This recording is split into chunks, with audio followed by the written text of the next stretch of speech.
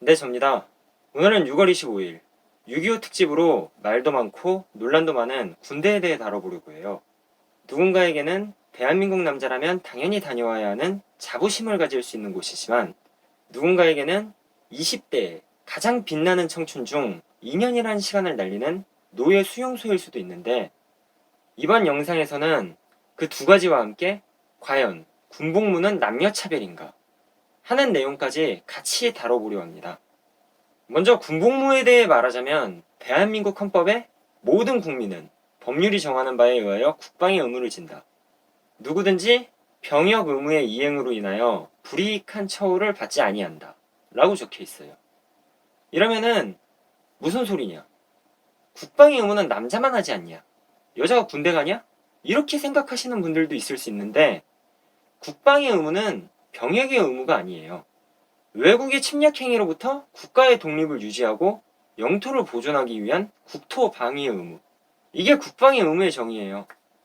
그러니까 군인들이 협조 부탁하면 응해주고 전쟁 나면은 적군에게 우리나라 정보를 안 넘겨주고 이런 것들도 다 국방의 의무죠. 사실 병역의 의무를 제외하면은 별거 없긴 해요. 생각보다 놀랬던 게 요즘 여자애들 사이에서 남자들의 군복무에 대해 군대는 원래 가야 하는 것, 당연한 의무, 이런 인식이 깔려 있더라고요. 그런데 태초부터 하느님이 인간을 만들면서 먼 훗날 동양의 대한민국이라는 나라에서 남자는 의무적으로 군대를 가라 이러진 않았을 거잖아요. 우리나라에서 본격적으로 병역의 의무, 징병제가 실시된 게 1951년부터입니다. 눈치 빠른 분들은 알아차렸을 수도 있는데 오늘 6월 25일은 1950년 6월 25일 북한의 기습 남침으로 일어난 한국전쟁, 즉 6.25 전쟁이 벌어진 날이죠. 처음 징병제가 도입된 건 1949년 8월 병역법이 제정되면서부터인데 상비군은 소규모인데다가 법이 시행되기 전에 입대한 지원병들이 전역하지 않아가지고 6.25 전쟁 전까지는 징병제가 제대로 실시되지 않았죠. 게다가 1945년 일제감정기에서 해방되고 사람들이 일본의 강제징용에 대해서 반감을 가지고 있어서 징병제라는 것에 대해 거부감이 많았으니까 더더욱 힘들었겠죠. 당시 해방 직후는 2차 세계대전의 상처가 가시지 않은 상태라서 북한에 적극적인 지원을 해주던 소련이랑 달리 미국은 남한의 군사적 지원을 최소화했어요. 결국 군 병력은 물론 무기, 장비, 함정, 항공기 모든 부분에서 열세였었던 남한은 6.25 전쟁이 터진 지 3일 만에 서울이 점령되고 7월 29일에는 대전이 점령되고 8월 31일에는 낙동강까지 전선이 밀립니다. 그러니까 경상도를 제외한 모든 국토가 날아가는 데 걸린 시간이 고작 2달이에요. 이때 한국군 사망자는 13만 8천 명, 부상자 43만 명, 실종자를 포함하면 총 60만 명이 넘는 인명피해를 입었고 민간인은 더 심해요. 사망자 24만 5천 명, 학살된 민간인 13만 명, 부상자 23만 명, 납치 8만 5천 명, 행방불명 30만 명, 총 100만 명이 넘습니다. 결국 전쟁이 끝나고 나라를 안전하게 지키기 위해서는 그만큼 군인이 필요하다. 이런 인식이 퍼지면서 본격적으로 징병제가 시행된 거죠. 친구, 애인, 가족, 그리고 나라를 지키기 위해서 시작된 징병제인데 집 지키는 개, 고기방패 이런 소리 들으면서 무시받고 천대받는 걸 보면은 굉장히 불쌍한 것 같아요. 누구 말대로 여자들이 힘들게 낳으면 죽이는 거 배우면서 뭘 지키겠다는 거냐? 그거 안 배웠으면 세상은 평화롭다. 이렇게 생각할 수 있나? 아무튼 양보해서 그렇게 생각할 수 있다고 치고 과연 역사를 통해서 그게 맞는지 살펴볼게요. 환양녀, 호로자식 아시는 분들이 분명히 있을 거예요.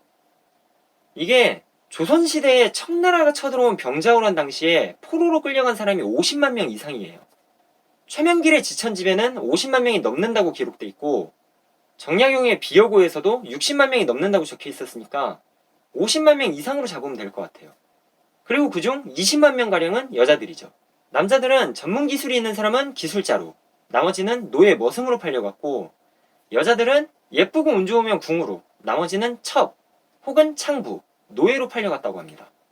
이후 청나라하고 조선 사이의 관계가 개선되자 포로들이 조선으로 돌아왔는데 흔히 성공해서 고향으로 돌아오는 걸 금이환양이라고 하잖아요. 여기에서 금이가 비단옷이고 환양이 고향으로 돌아오는 거예요. 그러니까 비단 옷을 입고 고향으로 돌아오는 걸 출세해서 돌아오는 걸로 나타내는 거죠. 마찬가지로 고향으로 돌아온 여자들을 환양녀라고 한 거예요. 첩으로 혹은 창부로 지내다 왔으니까 손가락질하고 문란하다고 욕하는 거죠. 포로로 끌려갔다가 돌아오니까 남편에게 이혼당하는 경우도 빈번했다고 합니다. 그 중에서 임신 혹은 출산한 상태로 돌아와서 낳은 자식들은 아버지가 없어서 제대로 교육을 못 받았다고, 행실이 좋지 않다고 호로자식이라고 부르게 된 거고요. 얘기하다 보니까 교육방송 느낌이 나는데 일단 어원은 거기에서 온 거예요. 그리고 혹시라도 안 싸우면 된다고 생각하시는 분들이 있어서 덧붙이면은 이완용이 그랬죠. 아무리 나쁜 평화라도 전쟁보다는 낫다고. 그 결과가 일본 위안부잖아요. 고려시대 때 원나라에 공물로 바치는 여자들, 일명 공녀들도 마찬가지고요. 괜히 고려시대 때 여자들이 10살이면 결혼한 게 아니죠. 원나라에서 혼인하지 않은 처녀들을 공녀로 보내라고 하니까 어떻게든 딸을 뺏기지 않으려고 아버지들이 어릴 때 결혼시키니까 좋은 풍습이 생긴 겁니다. 그리고 현재 우리나라 주적이 북한군이죠. 북한의 여성 실태를 살펴보면 대단해요. 정치범 수용소, 교화소에서 죄수들을 대상으로 성범죄가 자주 일어난다는데 만약에 그러다가 임신이라도 하게 되면 용액을 주사해서 낙태시키기도 하고 배를 걷어차서 낙태시키기도 하고 눕혀놓고 배 위에 양쪽을 번갈아 널뛰게 하면서 낙태시키기도 하고 애초에 기쁨조라는 성접대 여성들을 차출하는 국가니까 딱히 이상할 것도 없어요. 나라가 힘이 없으면은 남자들도 여자들도 지옥을 보게 되는 거예요. 그래서 남자들이 나라를 지키기 위해서 국방을 위해 군대를 가는 거고요. 아무튼 원래 남자는 군대에 간다. 이런 말은 잘못된 말이고 6.25 전쟁 이후에 수많은 희생을 경험하고 나라를 지키기 위해, 가족을 지키기 위해, 친구를 지키기 위해, 애인을 지키기 위해 남자가 군대를 가게 되었다. 이게 맞는 표현이죠. 1951년부터 2020년 현재까지 징병제 기간이 70년 정도밖에 안 되는데 뭐가 당연히 원래는 이에요. 그럼 왜 남자만 군대를 가느냐 이렇게 생각할 수도 있는데 개인적으로 전 그게 가부장제의 모순이라고 봐요. 남자가 권력을 가진 남성 중심주의, 자녀 중 남자아이를 선호하는 남아선호 사상, 남자는 귀하고 여자는 천하다, 남존여비 사상, 이런 것들이 다 가부장제의 폐해예요. 뭐 여성학에서는 남자가 여자를 지배하기 위한 구조적인 체제, 이런 식으로 얘기를 하는데 사실 우리나라뿐만 아니라 세계 역사를 보면 그 이유가 간단히 나오잖아요. 우리나라의 경우에는 할아버지, 아버지 세대만 해도 농경사회였잖아요. 그때는 지금처럼 기계로 농사 짓는 것도 아니니까 순수한 근력, 육체적인 힘이 필요했겠죠. 그러다 보니까 자연스럽게 여자보다는 남자가 우대받게 되었고 남자는 농사일, 바깥일을 담당하고 여자는 집안일을 담당하게 된 거죠.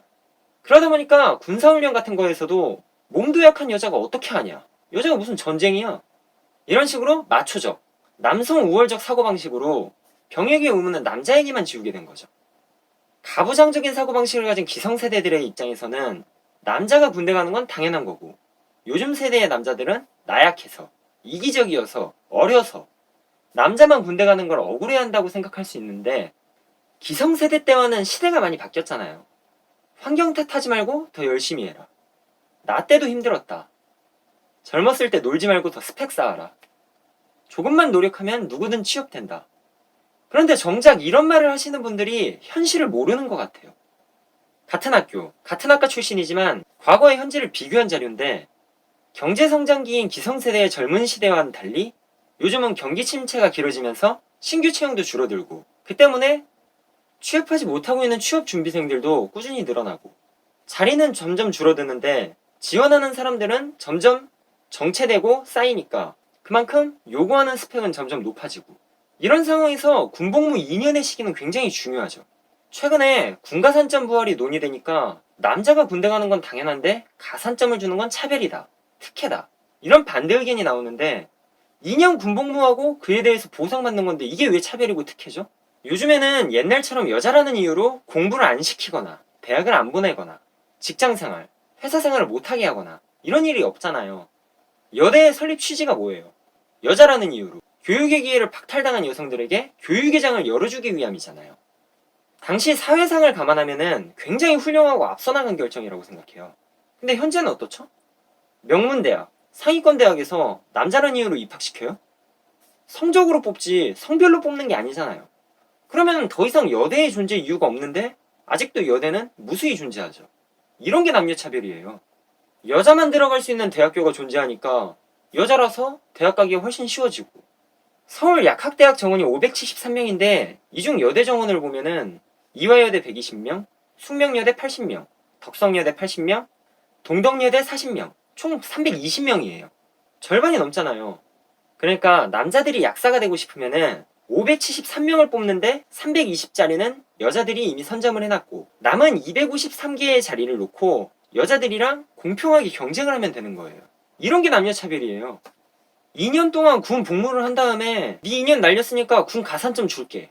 이게 차별이고 특혜가 아니라 여자라는 이유로 대학을 쉽게 가고 약학대학 정원을 할당받고 가산점 받고, 이런 게 특혜고 차별이라고요.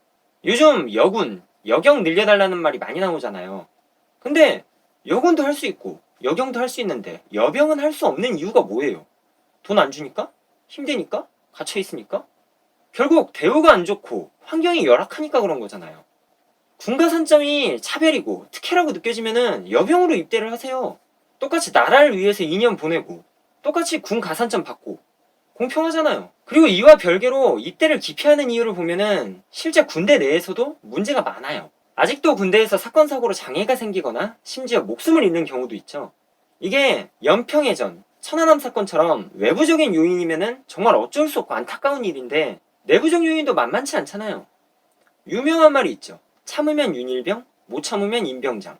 윤일병 사건은 내무생활에서 잦은 구타와 가혹행위를 통해서 결국 사망한 사건인데, 가혹행위를 보면은 이 가혹하다는 말로는 부족할 정도예요. 평소에도 빈번하게 구타를 당하고, 그러다가 다리를 쩔뚝이면은 꾀병이라고 더 심하게 폭행하고, 억지로 치약 한 통 먹이기, 잠 안 재우고 기마자세 시키기. 결국 윤일병은 선임 4명에게 둘러싸여 정수리, 가슴을 구타당하다가 피 흘리며 쓰러졌고, 이후에도 계속되는 구타와 폭행 속에서 결국 뇌사에 빠졌다가 이내 사망합니다. 임병장 사건도 비슷해요. 원래 내성적이고 정신병을 앓고 있던 임병장이 부대에서 집단 따돌림을 당했고 지속적으로 무시당하고 갈굼당하니까 근무 중에 총기 난사를 하고 탈영합니다. 실제로 학창시절 고등학교 때도 따돌림을 당해서 가해자를 해치려고 했었고, 입대할 때도 정신과 치료를 받은 적이 있다고 얘기를 했는데 모두 묵살당했다고 하죠. 여기서 주목할 점은 임병장이 체포되기 전에 유서를 작성했는데 국방부에서 희생자의 유족들이 반대하니까 공개하지 않겠다고 했는데, 실제로 유가족들은 오히려 메모로 공개하라고 했죠. 문제가 생기면은 간부들은 진급에 지장이 가고 병사들은 피곤해지니까 다들 해결하지 않고 내부적으로 덮어버리려는 그런 군 폐쇄성 때문에 실제로 사건 사고가 묻히는 경우도 많고, 그만큼 군에 대한 인식도 점점 더 부정적으로 되는 거죠. 상식적으로 사람들끼리 부대끼면은 문제가 안 생길 수가 없잖아요. 그럼 그걸 적극적으로 원활하게 해결한 사람을 높게 평가해야 되는데, 문제가 생기면은 담당 간부에게 너 때문에 문제가 생겼다, 이렇게 책임 떠넘기고 총대 매게 하니까 직업 군인들은 문제가 생기면은 적극적으로 해결하려기보다는 외면하고 회피하고 문제는 점점 골마들어가고 악순환이 반복되는 것 같아요. 그리고 앞에 두 사건 때문에 군 내부 부조리를 해결하겠다고 도입한 게 동기생활관이죠. 내부 부조리가 계급 차이 때문에 생기는 거라고 봐서 같은 계급의 동기끼리 생활하게 하면은 부조리가 사라지겠구나, 이렇게 생각한 것 같아요. 근데 최근에 또 문제가 터졌죠. 동기들의 가혹행위 때문에 19살의 군인이 스스로 목숨을 끊었어요. 같은 시기에 입대를 했어도 나이가 되자마자 입대한 사람도 있고, 사회생활 하다가 아니면 여러 가지 사정 때문에 나중에 입대한 사람도 있겠죠. 그러니까 동기라도 나이 차이가 많이 날 수 있고, 그냥 선우임 사이에 갈굼에서 형 동생 사이에 갈굼으로 형태만 바뀐 거죠. 근본적인 문제는 그대로 방치하고 책임 전가하면서 정작 문제에 대해서는 겉핥기식으로만 바라보니까 해결이 될 리가 없죠. 동기생활과는 같은 동기니까 부조리가 없겠지, 이런 논리라면은 애초에 학교 폭력은 존재하면 안 되고 왕따, 따돌림도 존재하면 안 되잖아요. 오히려 동기생활관이 더 끔찍할 수가 있어요. 선우임 관계면은 전역할 때까지만 버티면은 더 이상 얼굴을 안 볼 수 있는데, 동기면은 군생활의 시작과 끝이 비슷하잖아요. 전역할 때까지 지옥이 계속되는 거예요. 뭐 너무 군대에 대해서 부정적으로 말한 것 같긴 한데 현실이 그렇잖아요. 커피 회사에서 군인들 고생한다고 무료로 커피 한 잔씩 주니까 성차별이다, 여염이다, 들고 일어나고, 휴가 나와서 버스, 지하철 같은 데 앉아있으면은 사진 찍어서 박제하고, 방송에서는 군무새, 나 때는 말이야 무새거리면서 군필자는 물론이고 참전용사분들까지 조롱하고, 실제 비하당하신 참전용사분의 인터뷰에 따르면은 한 달에 20만원씩 지급받다가 최근엔 2만원 올라서 22만원씩 지급받고 있다고 하죠. 나라를 위해 앞장서서 활동하던 독립운동가들의 후손들이 빈민층으로 전락하는 경우도 비일비재하고요. 저도 6.25 특집인 만큼 애국심을 가지고 군대에 대해서 자부심을 가질 만한 그런 영상을 찍고 싶었는데, 그러기에는 해결돼야 하는 문제가 아직 너무 많다고 생각합니다. 모두가 군인을 존경하고 존중할 수 있는 그날이 오길 바라면서 이번 영상은 마치겠습니다. 이상입니다.